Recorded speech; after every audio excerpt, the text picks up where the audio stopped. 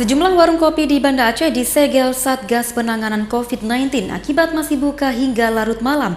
Selama kasus corona kembali melonjak, operasional warkop dan kafe dibatasi hingga pukul 23.00.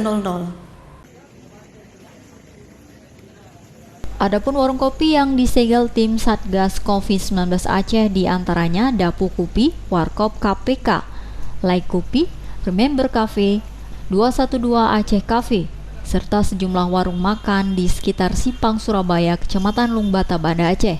Petugas langsung memasang garis polisi di warkop yang disegel tersebut.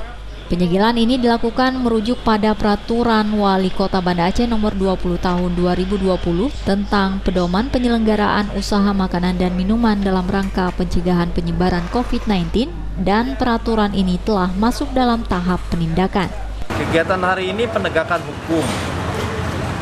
hukum terhadap peraturan-peraturan yang telah dibuat oleh pemerintah Kota Banda Aceh maupun Provinsi Aceh, dan ini dilakukan oleh Satgas Covid, yaitu Subsatgas Penegakan Hukum.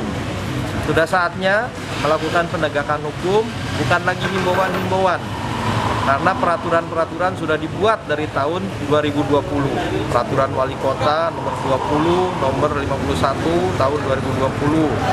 Peraturan Gubernur tahun 2020. Ya. Namun seperti kita lihat sampai jam segini masih buka, jadi tidak mengindahkan.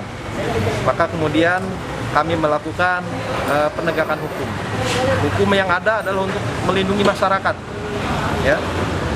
Angka COVID setiap hari meningkat dan korban sudah banyak, sehingga diharapkan kepedulian dari kita semua.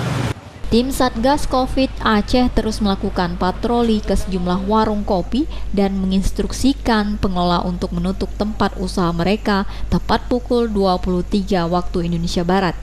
Penutupan warung kopi dilakukan menindaklanjuti batas waktu berjualan dengan mempedomani Peraturan Wali Kota Banda Aceh Nomor 20 Tahun 2020. Dari Banda Aceh, Sukri Sarifuddin, iNews melaporkan.